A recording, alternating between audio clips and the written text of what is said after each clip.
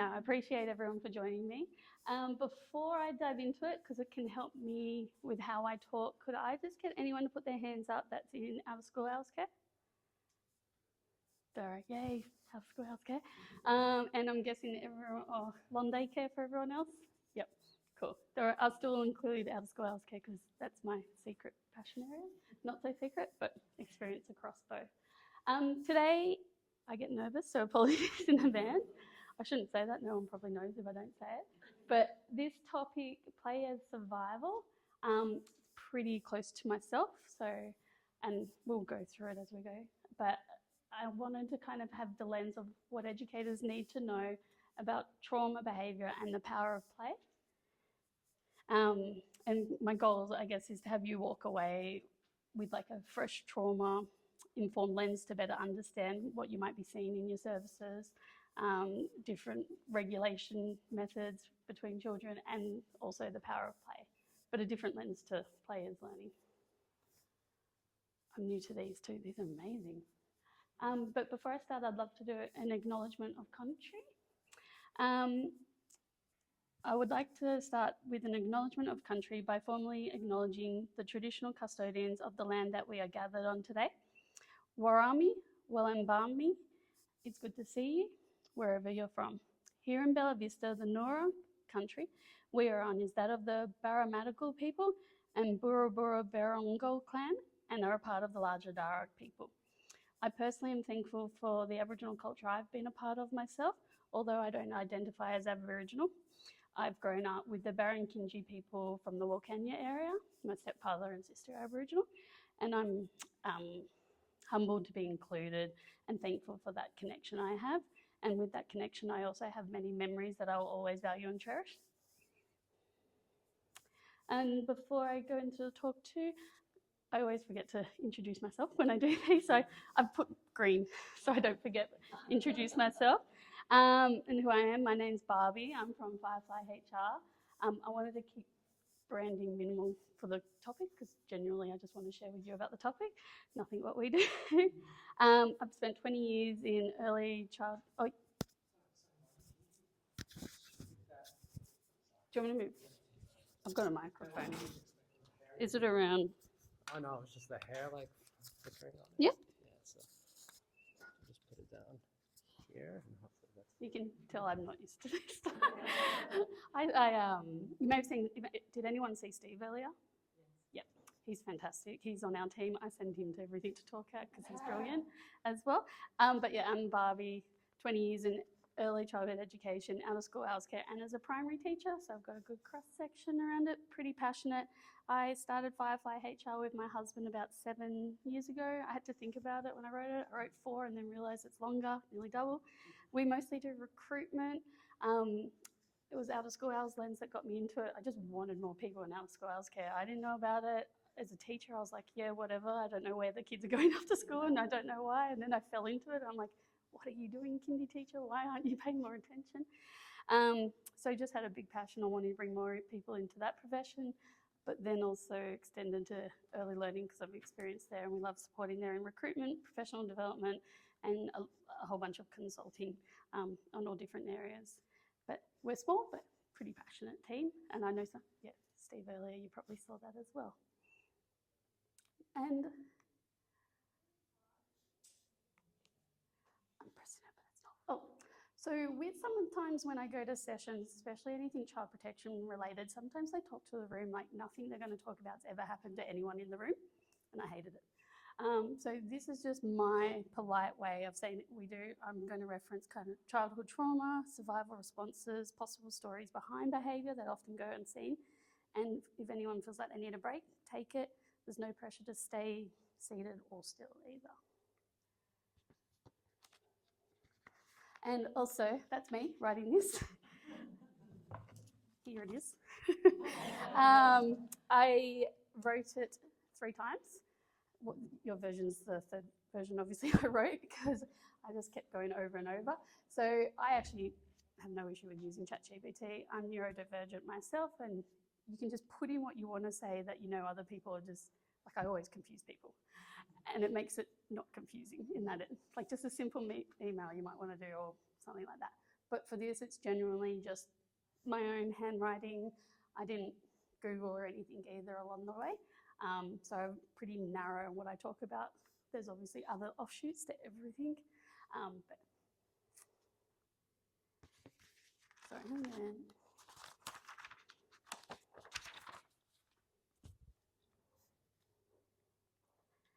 now this quote, I didn't play to relax, I played to survive. Kind of fueled my talk today and the main topic. And this comes from, I'm doing lots of clicks sometimes, sorry. This comes from a Facebook post back from International Day of Play, may have been around June, so. And I'll just give you a minute. Is that way too small?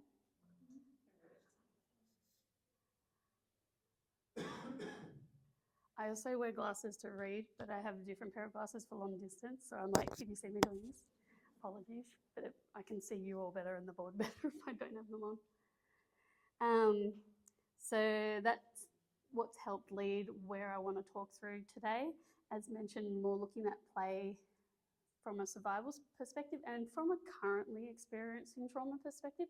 I find anything I've read or come across, there is stuff on this, but it's all mostly geared at post, like play therapy and stuff. Like they tend to talk about it in the lens of that child's not experiencing the trauma now, we're working through it after.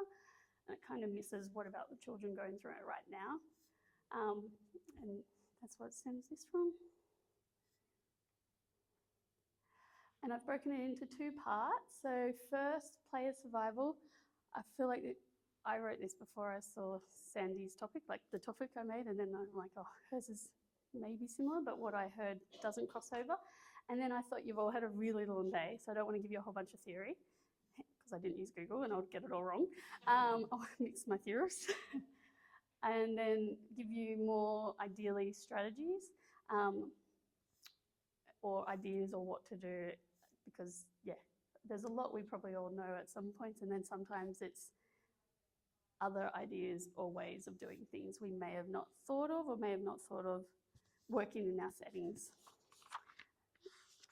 On that, so I'm not following my notes, I just realised it's me checking where I'm up to. So for part one, player survival, and it's kind of remembering, again, this is not all children, but in the lens of a trauma approach. Some children aren't just playing, they're surviving, so what they're doing.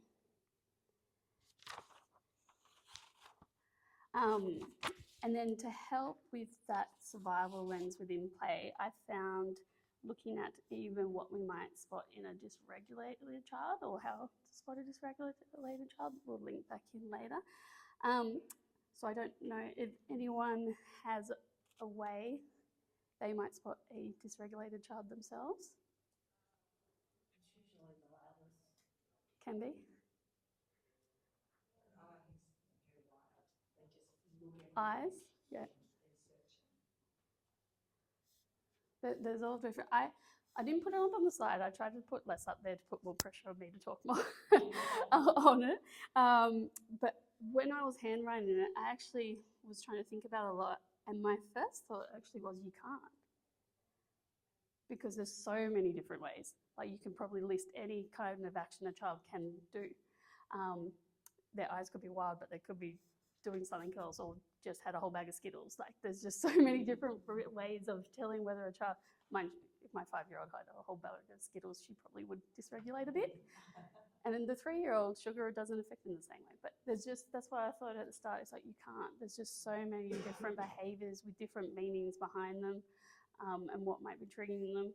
Dysregulation can look different. You've got the behaviour we're probably all racking my brains as a director all the years of like what you're seeing, especially when it's physical or against others. You've got those parents complaining, but then you've got the other behaviour, the withdrawn, maybe the quiet one that might do the same activity every single day. They don't necessarily go under your radar, but they might go under your radar in a trauma lens. That can be a form of dysregulation. That child's so dysregulated they just can't interact, they can't do anything else. That's just all they're focused on. I'm probably talking really fast. I'm the one that usually is this type of dysregulated up high, not the low, which is a bit more lethargic, can look like low energy, maybe want to nap all the time or always tired. And I'm glad I did this because I just realised looking at my notes.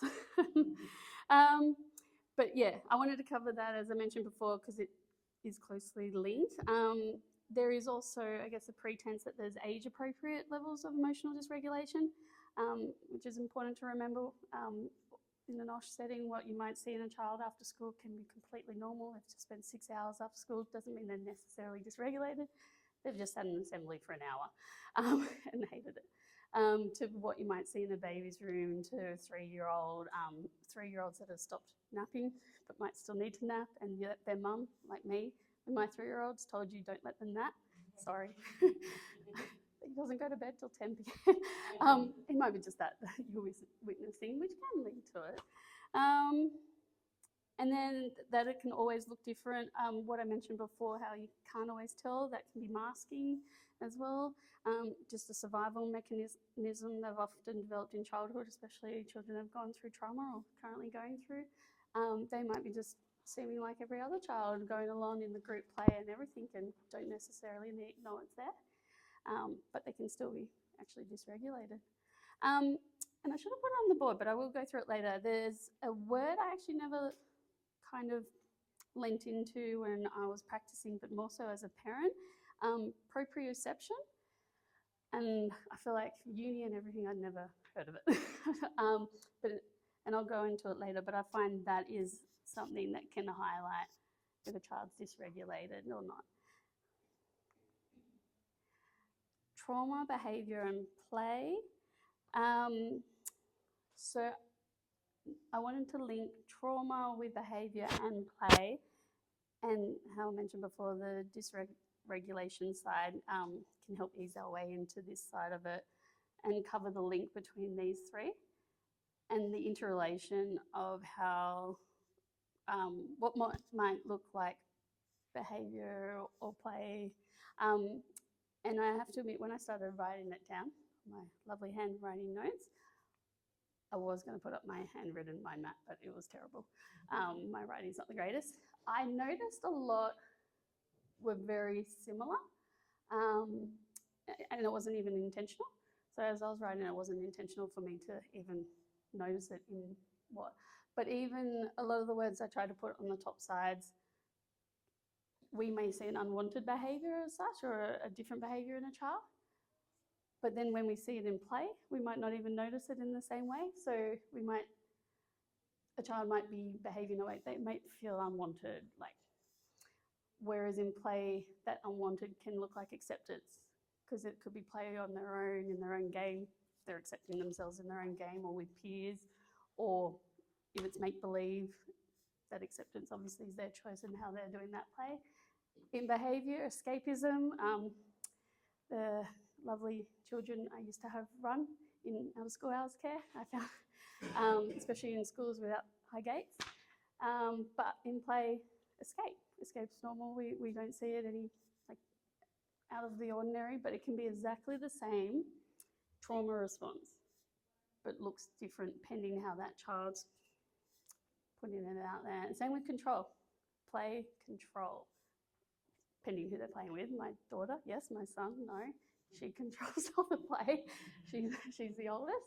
And then same with in the other side, you might see that control in a different way of they want to have that certain things that start to disrupt other people, whether it's a certain toy and won't share, play with that one friend or won't play with anyone else, or won't let anyone play with that friend at all.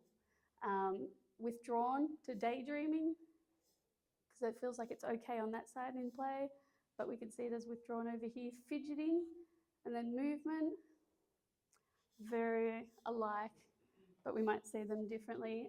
Masking, I put exactly the same on both. Masking is tricky because that can look like anything, anything at all.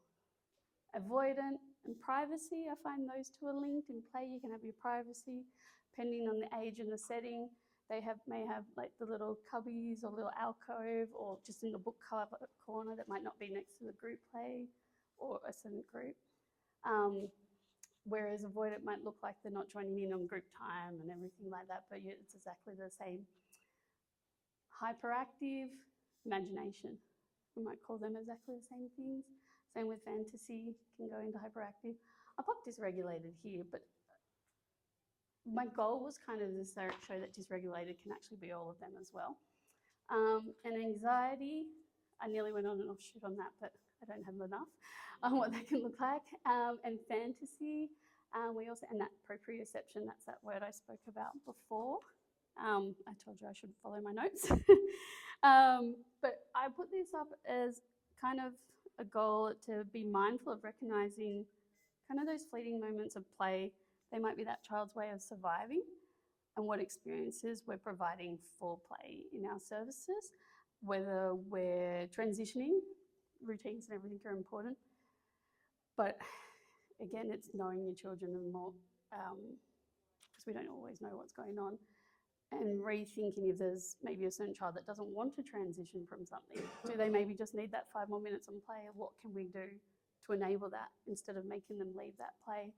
Do we have to make that child do a certain routine if it's causing a lot of this? And it's not kind of making one child, because I always get the other side in my mind of, but all the other children are doing it. But it's just what that child might need right then. And that can be a huge difference, especially if they're currently going through it. And then the proprioception I've just popped up there. So I was, like I said, I hadn't heard of it until I became a parent, and I was like wondering what on earth my daughter was doing. I have very opposite children. It's 20 years working with kids, and you have your own, and you're like, oh. Proprioception. So I started looking into that a fair bit with my daughter, because just, I don't know how she was acting was a bit different. No diagnosis and all that. Not necessarily trauma either. It could be just a different way different things that children need. But it's kind of the sixth sense of the body, I guess. And sorry, this is my nerves hitting in when I get there. So it's closely linked with the autonomic nervous system, and it's the sense of body position and movement. So it can be impacted by trauma, and play can help them work through it, depending what they're doing with their play. Because I feel like before I was describing a lot of indoor play. There's all the outdoor play, where you can put all this in there as well, depending what your services are and your philosophy are.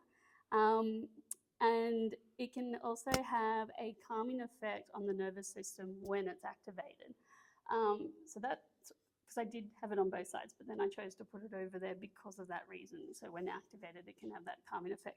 So it might look like push-pull activities. So for my daughter, when I started looking into it, for her, push-pull activities work so well when I can't get her to bed. And then in a service setting too, it just might be mentioned before, trying to get someone to do a routine. Jumping up and down works so well on her.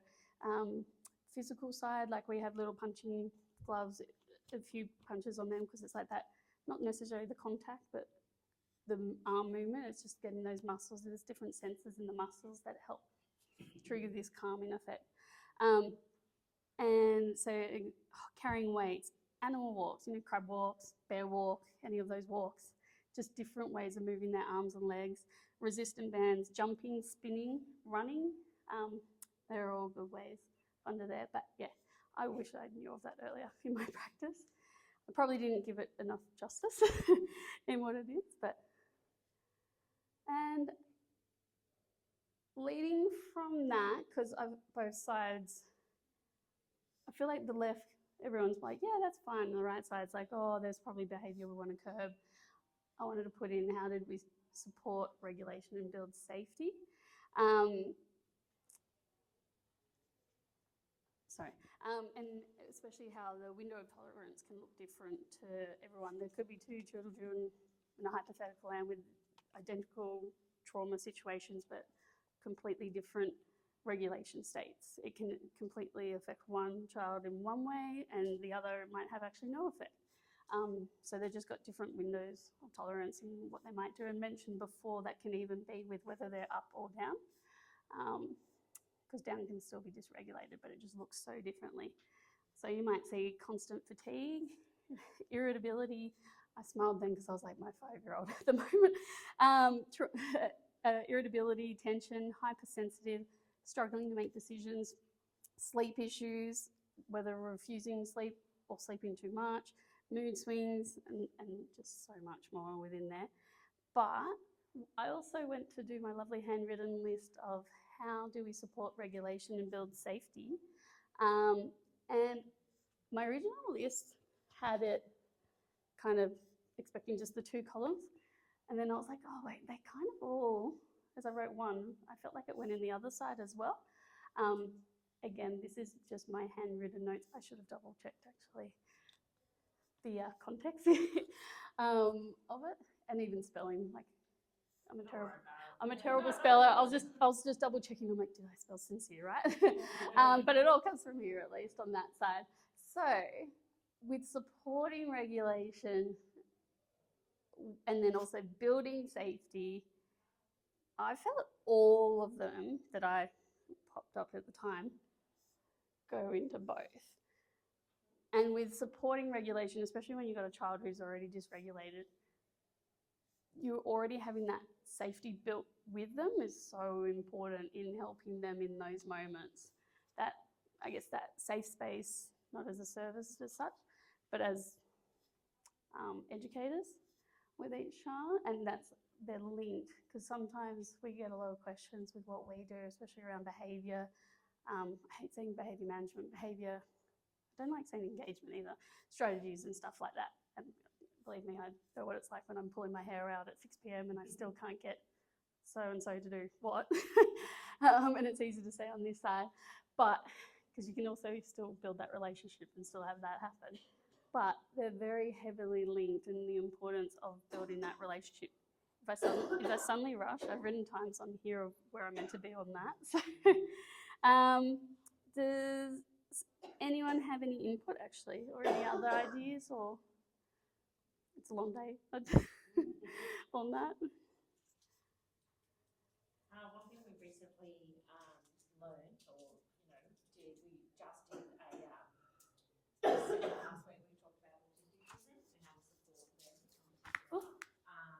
But one of the things that was resonated with me was that limiting language.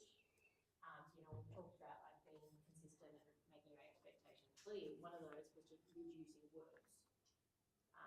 That 9 times out of 10, the issue is that they're not even hearing what we're saying. Or we had a clear example of a child that wanted to know, can they play the ball? And the answer was yes, but only here. They didn't hear, only here. They heard yes. So then they're taking the ball into a zone they're not allowed to, and then got in trouble for it. And it's like, no, the issue wasn't that. The issue was the communication. Yeah, and it depends on the educator if they saw or the one that said it, and then it was all realised later. Yeah. Oh, but then they could get that child in trouble when really it's just the child just didn't hear. Just Exactly, genuinely. yeah. So that was the takeaway from that about language and words. No, there's so many different ways. I know with my own kids, I've been saying way too much and then focusing on the less words.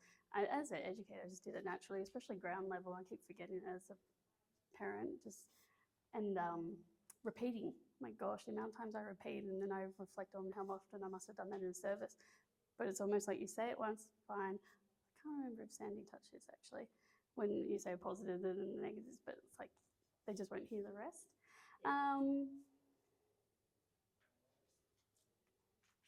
So because I mentioned the autonomic, I'm going to say that wrong, nervous system before, I'm only going to touch on this lightly because this is huge and I'm no expert on this area, but I found this also helps with understanding the behaviours you might see and what might support them if we can at all as well. So, and also why what we do is so important as well. The sympathetic nervous system, so that regulates the body stress, and then the parasympathetic, that is the relaxation side. So I guess if the up and down, I was talking about sympathetics up, parasympathetics down. We need it. Stress, like not a lot of stress, but stress is good for our body, especially just learning how to adapt and go about, but not always being up here. This isn't good for our body. Means your body doesn't relax if it's in the other state. So we need both.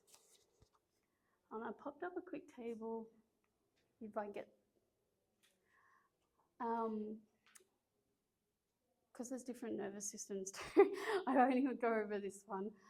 But I found on some side it's just easier knowing for me some of the things you might see if a child, especially experiencing trauma, is ever in either of these states. You might get to know a certain child and you know they might be this level, and then if you start noticing this level, and then what behaviours you might see when you notice they're like that can help then with how you or the team deal with that child.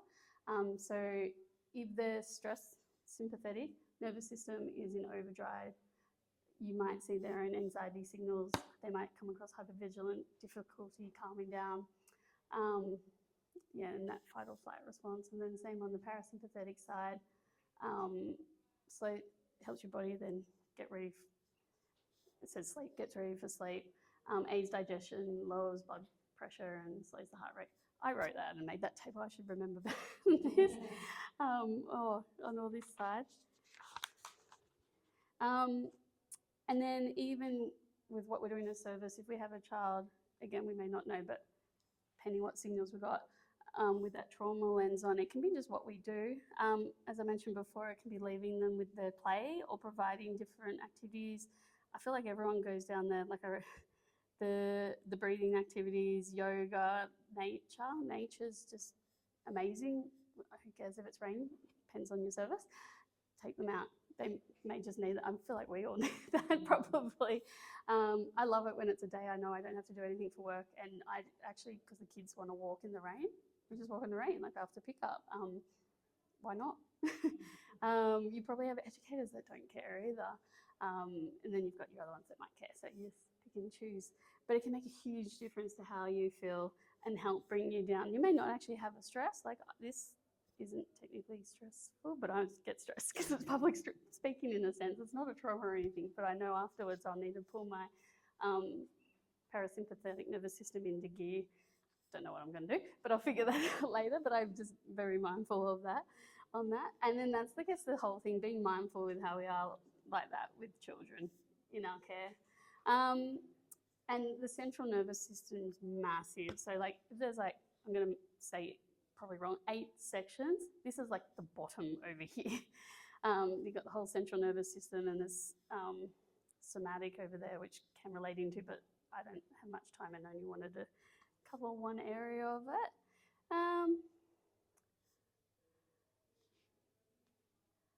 So part 2, 4 strategies and your role. No assumptions, details matter. I did take that from Jack Reacher, the TV series. I really like it. Nothing to do with this, obviously, but he just says it throughout, and I use it a lot of no assumptions, details matter, and that's true with the children we have in our care. I probably should be reading my notes. Yeah, in my own practice, just never assume. Never assume, oh, there's mum and dad, that's fine. Oh, mum comes in well dressed every day, the kids are all dressed, lovely, perfect hair, perfect everything, whatever. Just never assume. And then on the flip side, never assume the mum that comes in all dishevelled, probably me. We just moved house, definitely me. Or the child that might have the same shirt on for a few days. There's all these other different assumptions we might make on those children. So the no assumptions, details matter. We may never know those details or get to know, but then that's why it's just having that individual relationship with each child. And how you approach each and every child and you're in practice. So they could be, I don't know, I mentioned before, the same age, same circumstances, same or different behaviours present, different strategies.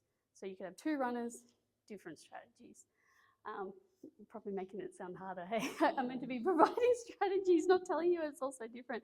But also, I just want to acknowledge there's no easy answer. It is hard, but it's important too. Showing up, trying, remembering little things you may have said, especially if you only see one child every Thursday, just remembering, oh, I know this happened or something. Huge difference in the world. Supporting, and that all matters.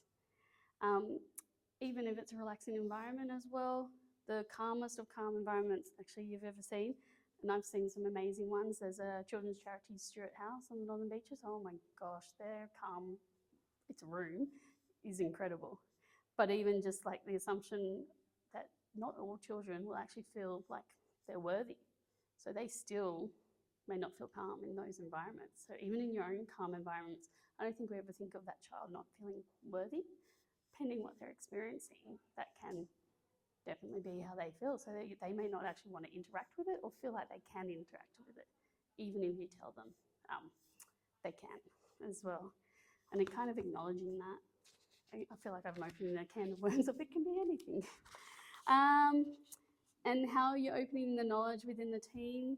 I know we're here listening to different people talk, but within your own team, I've spoken to others. I know one service that gets a psychologist in once a term, like 4 times a year.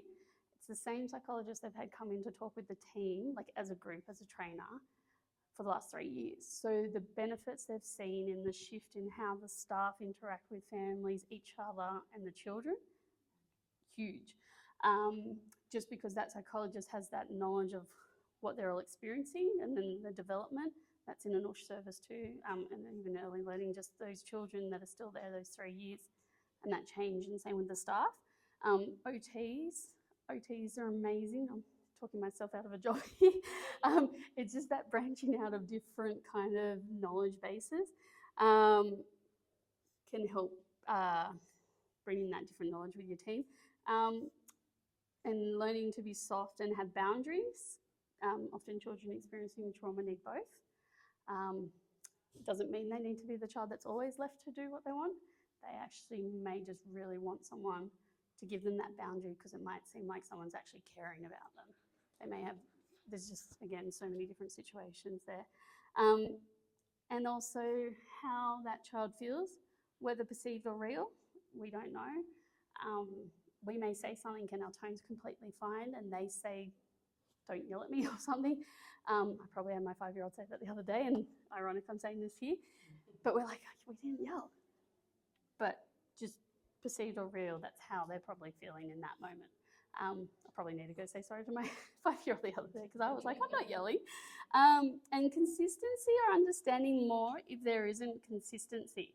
So that sounds really confusing, right?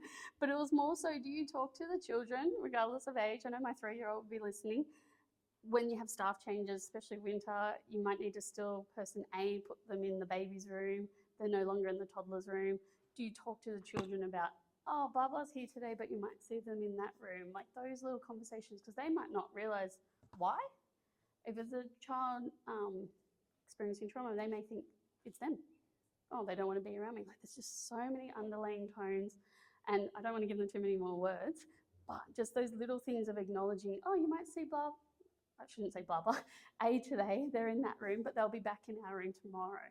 And then they might get that like more of a calm, like, oh, okay, it's not me. And you could let them know, oh, it's only because Y is away. Like just those little extra details, that's that consistency.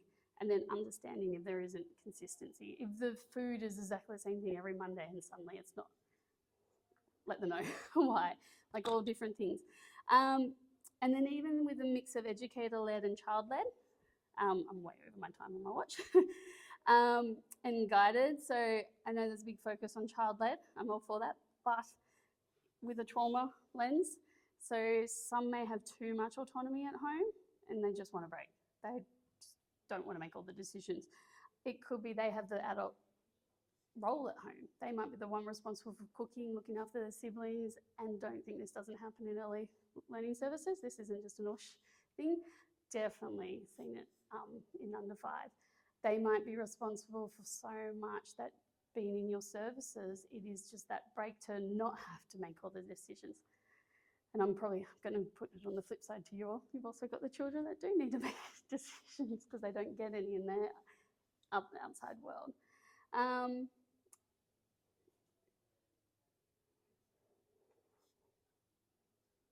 Okay, so building and embedding into daily practice, I find it's easy for me to say there might be this or that, but then what do you go do with it? It's a bit hard.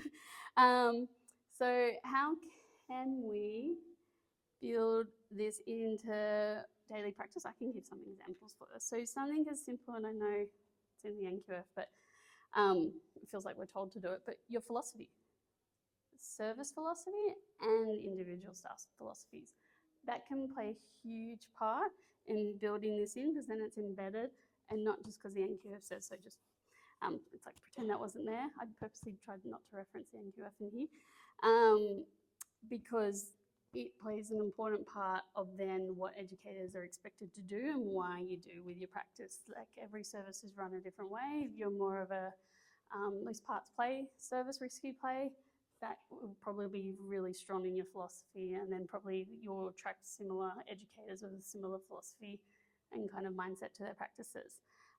Or vice versa, there's nothing wrong if you're the opposite to that. As a director, when we started risky play, I was, as the nominated supervisor, I was the one always getting in trouble. So I was a bit adverse at the start, loved it at the end.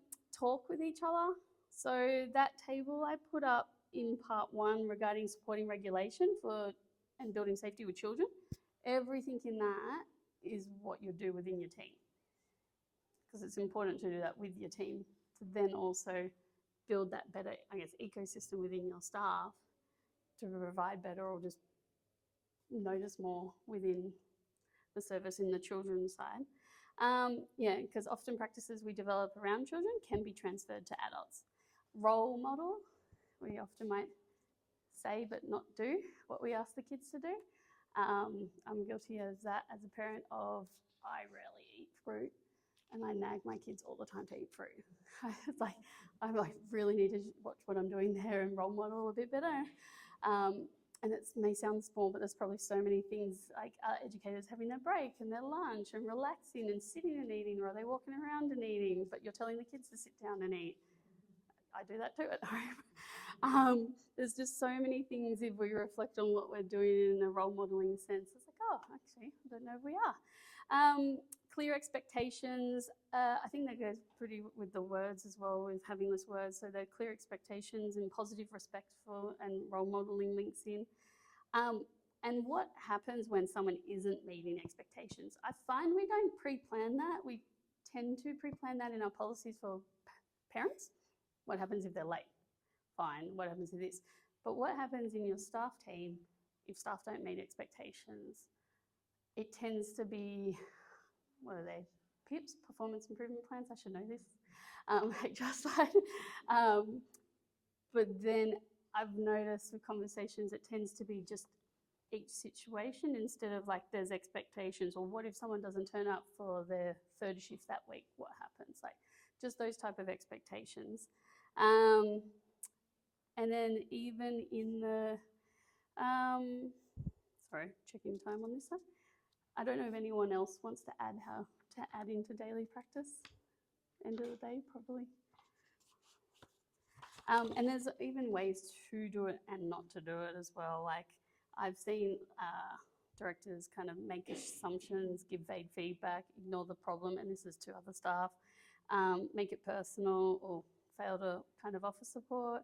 Whereas showing like a good role model side or positive side is talk through private conversations, just like especially if someone's not meeting leadership, not meeting expectations, disperse leadership can help a lot. It doesn't all have to go pitting how your services to the director. Having those good leaders in each, whether it's a room or a service, just dispersing it. It's not sustainable the other way. I feel like even in a small or a large centre, it can get quite a lot for one person. Understand the root cause of the issue and specific constructive feedback, check-ins, follow-ups, accountability.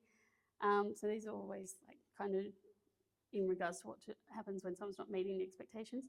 And then support, and perhaps it's team up with others, perhaps it's just you and them just don't gel. And there's nothing wrong with that. It's like kids, we don't expect them all to play with each other because we understand they just don't gel. Same with adults. And I'd love for you all to reflect on your routines, your environments. Are they conducive to genuine play? Like genuine play? What does up-regulating, down-regulating look like at your service? And is there space for that to happen if you've got children in completely 2 different states? Do you have those kind of things available, whether one needs jumping, running, and one needs quiet, calm? And routines often naturally flow. I find in that up and down regulating, because we might do a calm activity after lunch and then nap, but then what if you've got a child that's not in that state? And yeah, whatever child needs more play, how do you shift your routine or practice in those times or moments? But then I guess, most of all, I wrote most of all just remember, and I don't remember what I wrote. Yeah, this is, I drew that. I drew one over there, and then someone on my team's like, just draw it for this. So this is what it is. Just remember, they don't need perfection. They just need one moment. It feels like enough. So I know I gave you so much stuff before of what we could be seeing and what it could be, but that honestly, that perfection isn't needed. It's just that up.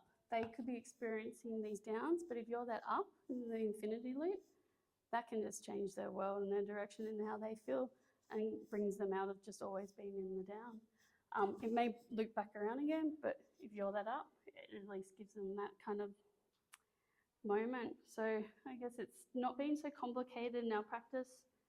Yeah, and it can make a world of difference. It can kind of literally change their future. I know, because I actually had that. I had one teacher that cared, but not till I hit year 6. Changed my life completely. And also just knowing not all trauma we can solve, which is hard as an educator, really, really hard. Yeah. We may have a fraction of time. We can't fix it. But at least you're that fracture of the up, and they're not just constantly in the down. But and then you can be there for them. So that social media post, that's mine.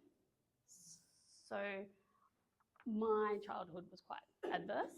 I actually had dissociated amnesia in that I don't remember anything under about 10 or 12, hardly anything at all. And with working, I'm 40, and working through it, it's like having children, a lot of that comes back. So, but they do say that a lot of why I survived what I went through played a big part. So never underestimate it. Yeah, just because it's, and not in a sense of working through that trauma, almost I guess as in escaping that trauma, having that moment where they just feel safe and can be in that time, and forgetting what else is around them, forgetting what's about to happen if they get picked up and go home, or pending where it is that situation they're not enjoying in that time.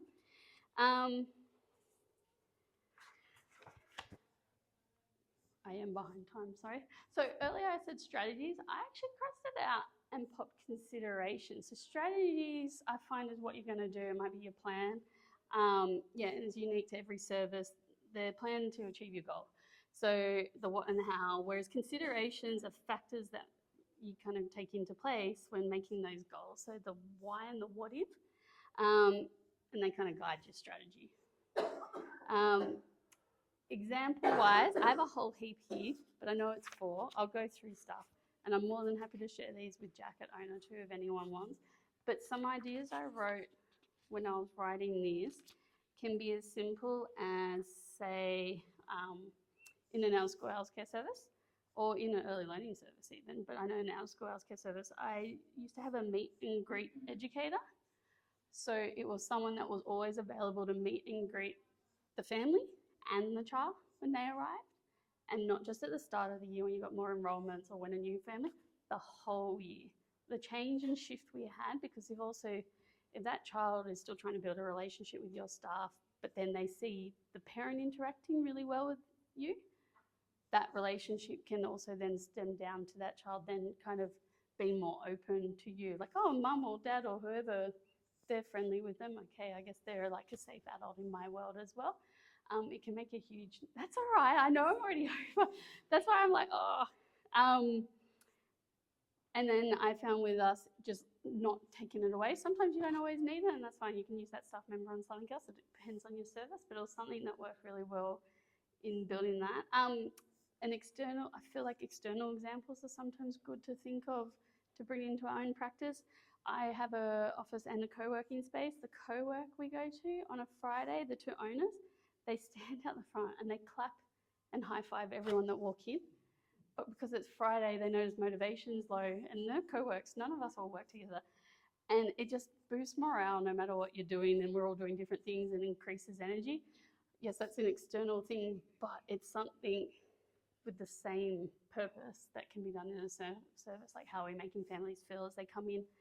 And in all settings, like, don't make them feel like an inconvenience for the parent or the child. So the child sees you kind of roll your eyes at a parent or something because they're asking the same question 20 times. That can also affect that child's relationship with you. Or even me, 20 years in the profession, I'm always so nervous of approaching staff about stuff now. I don't know why. We sometimes feel annoying with your parent hat on, or I don't know, probably a bit of my background too. And I don't want to interrupt them in what they're doing, even though sometimes it's just a simple question. I guess be mindful of those facial expressions and even what you do within your team and how you're talking with one another, like blah blah's out of ratio or something. Whether you have a code word system in your team that might work or transfer better. Like I thought, like a football referee or something, you know, the red card, yellow card, but not for the same purpose because that's a negative. But it could be you guys may have a big space, but you hold up a certain colour, which means, oh, blah, blah needs more support. Like there's just so many different things because then it's not whether you've, depending on the size of your service, there's walkie-talkie services that might be jumping on that, but then that detracts from the play. Or there's other services that just yell across, I need blah, blah, but that again detracts from those relationships with the children and what you're doing. Another example, consideration was even for comfort when it comes to babies. So I know with babies, especially having someone with an allergy, so what staff have to do regards to what they wear and scent. Scent can be a big thing for babies, especially under one, because they're still developing kind of their airways. If your staff wear perfume, like if there's any parameters around that, I know this sounds like nothing to do with the trauma side, but it can help stop them feeling comfortable, pending how strong scents are. If there's scents that will make those airways kind of feel, like perfumes or washing powders, even though what the staff wash their laundry in can actually trigger different kind of sensations. And then when they're young, it can also impact their sense of taste, even though it's just a smell, and also impact how they take on environmental cues. It's just so closely linked when they're little. What do you make the nursery staff wear? Is it the same shirt as everyone else? Is it a shirt with buttons? What's that going to do with a baby? Is it polyester or cotton? Just so many different things, because even what it's made of, like a breathable fabric, cotton or bamboo, just that connection then that baby can make with that child. I had to put my kids in quite young, which I didn't, but knowing they're comfortable on the other end and still having that bond with someone can make a big difference then to how that baby settles, or if they're experiencing trauma, just how they settle in that environment and feel comfortable. Yeah. I feel bad it's after 4 o'clock. I'm probably the only one talking. If you've got absconders, what do you do there? I know of a school example. We had the principal walked and talked with the child. The child actually didn't get in trouble. It was that slow walk and talk, gave that child time, and this is feedback from that mother of that child, and just giving that child, say, space if you're having issues.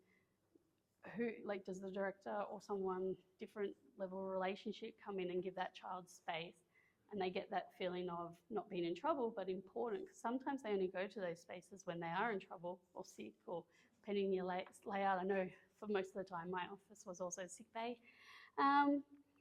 And what's in place for situations like that. Or if you've got food refusal, an external kind of consideration I saw recently, actually, there's a malnourishment issue in nursing homes, and not necessarily there is a big issue with not being served enough food, but there was an issue with them just not eating. So this nursing home looked in the cultural backgrounds, and then they switched up what they served. I think it was goulash, and they're uptaking what these people ate. Huge difference. Are we putting much consideration into what we're serving the children if there is food refusal? Is it something they even eat at home? Is it something they've had before? Is it something they're afraid of? If it's got a trauma lens to it too, a lot of that can be just deep in there, and kind of what. Oh, sorry, it's because we're over. I shouldn't say sorry.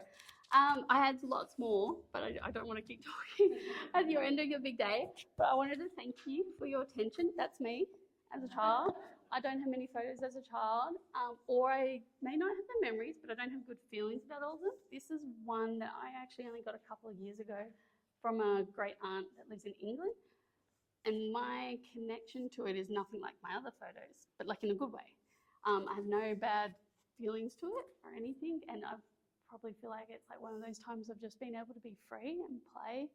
And I think with what we do, like I wish I went to a service. I wish I went to an ORSH when I was young. I feel like my world would be a lot different, especially with like educators and what you can do and just be in that safe space. Thank you. I feel bad I rushed on the end there. Appreciate it.